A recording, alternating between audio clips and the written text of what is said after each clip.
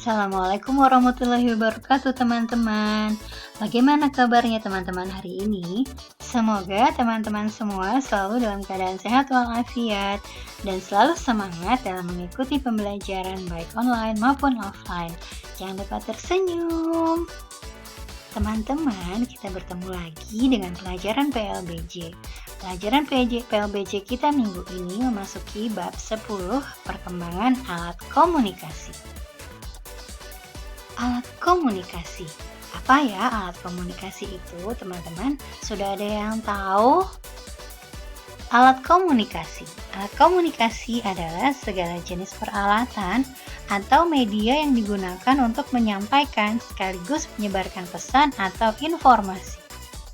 Dengan kata lain, alat komunikasi adalah alat yang digunakan untuk mengirim dan atau menerima pesan antara dua orang atau lebih. Alat komunikasi sudah ada sejak zaman dahulu.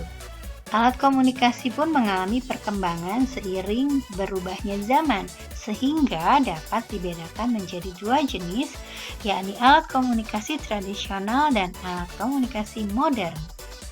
Alat komunikasi tradisional itu seperti apa ya teman-teman? Mari kita simak lebih lanjut. Alat komunikasi tradisional. Alat komunikasi tradisional adalah alat komunikasi yang cara penyampaian pesannya menggunakan alat-alat tradisional. Alat komunikasi modern, cara penyampaian pesannya menggunakan teknologi modern. Berikut ini ada beberapa contoh jenis-jenis alat komunikasi. Alat komunikasi tradisional. Asap. Asap sebagai alat komunikasi yang digunakan pada zaman dahulu kala. Pada zaman dahulu kala, asap digunakan untuk memberikan pesan atau menyampaikan informasi.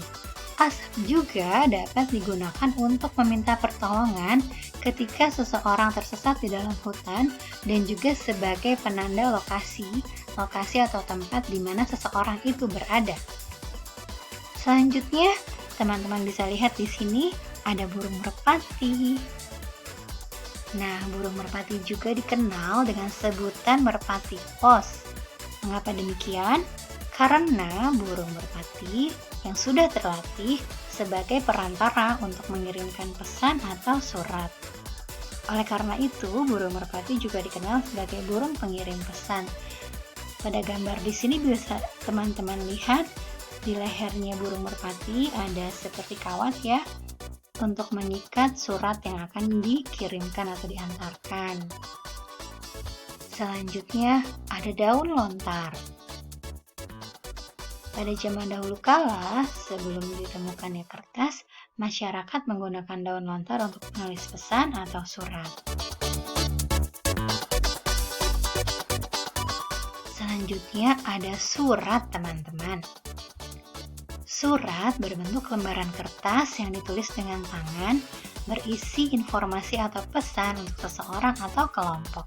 Teman-teman, ada yang sudah pernah mencoba menulis dan mengirimkan surat? Jika teman-teman ingin mengirimkan surat, teman-teman harus tahu ya alamat kepada siapa suratnya akan dikirimkan. Lalu, setelah teman-teman selesai tulis surat, suratnya bisa dimasukkan ke amplop.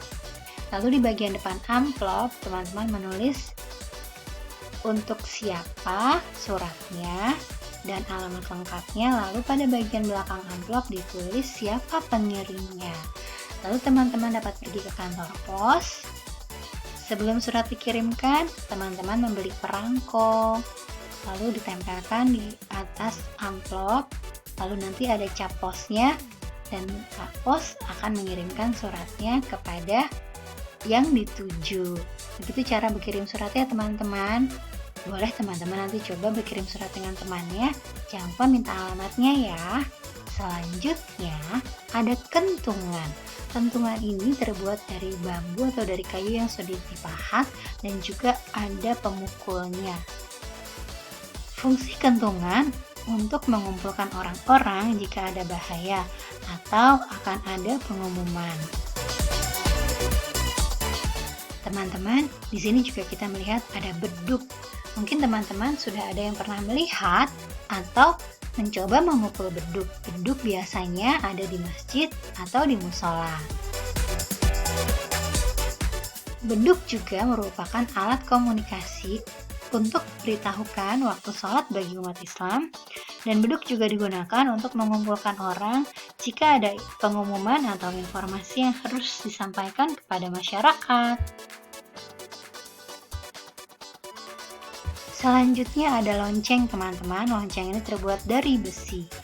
Lonceng juga digunakan sebagai alat komunikasi yang biasanya digunakan untuk memberitahukan waktu ibadah pada umat Kristiani dan juga mengajak umat Kristiani berkumpul jika ada yang akan diumumkan. Lonceng juga digunakan di sekolah-sekolah untuk menandakan waktu masuk sekolah, waktu istirahat, dan waktu pulang sekolah.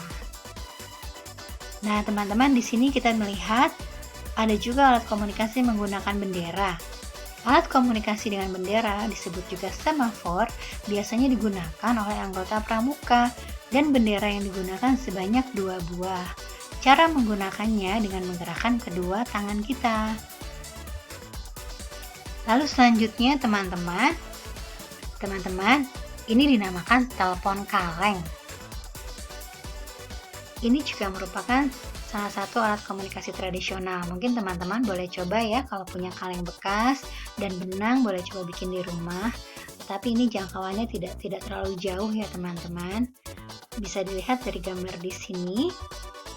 Telepon kaleng merupakan alat komunikasi sederhana yang menggunakan 2 buah kaleng dan tali atau benang. Telepon kaleng dapat digunakan untuk berkomunikasi tanpa mengeluarkan suara walaupun dengan jarak yang jauh. Tapi tidak terlalu jauh ya teman-teman, jaraknya tergantung dari panjangnya benang. Selanjutnya ada apa lagi ya teman-teman?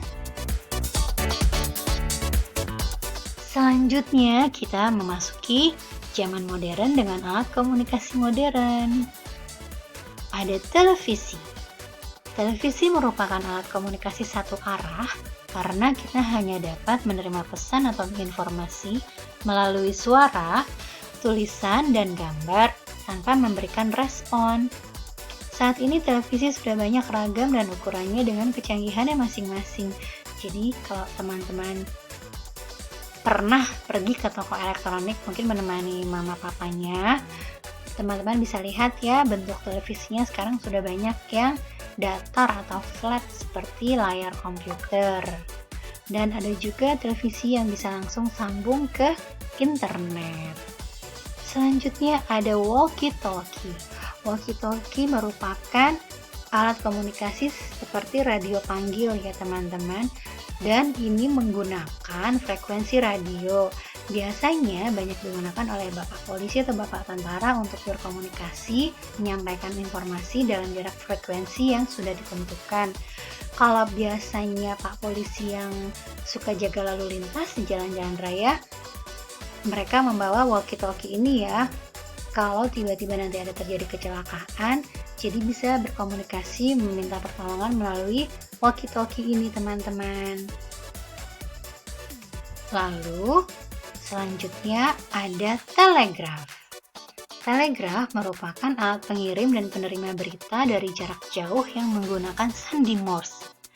Tulisan dalam telegraf disebut telegram. Telegram tersebut menggunakan sandi Morse sebagai kode yang dimengerti oleh penerima berita atau informasi. Ada handphone atau smartphone. Smartphone atau handphone merupakan alat komunikasi yang dapat mengirimkan pesan tertulis lewat suara ataupun gambar dengan menggunakan berbagai aplikasi seperti WA, Line, Instagram, Telegram, dan sebagainya. Handphone yang disingkat dengan HP menggunakan sinyal dipancarkan melalui satelit. Dan ada juga telepon. Telepon merupakan alat komunikasi yang menggunakan transmisi sinyal listrik di dalam mesin telepon yang memungkinkan dua orang dapat berbicara dengan jarak yang berjauhan. Telepon ditemukan pada tahun 1876 oleh Alexander Graham Bell. Selanjutnya ada radio. Radio merupakan alat komunikasi yang menggunakan gelombang radio atau frekuensi. Informasi yang disampaikan hanya berupa suara. Untuk menangkap gelombang dengan lebih jelas dapat menggunakan antena. Lalu selanjutnya, ini merupakan alat kantor ya teman-teman, biasa ditemukan di kantor. Namanya faksimil. Faksimil adalah alat komunikasi untuk mengirimkan informasi atau pesan dengan cara men-scan atau mengcopy kertas yang sudah tertulis tentang informasi yang ingin disampaikan. Informasi dapat berisi gambar atau tulisan.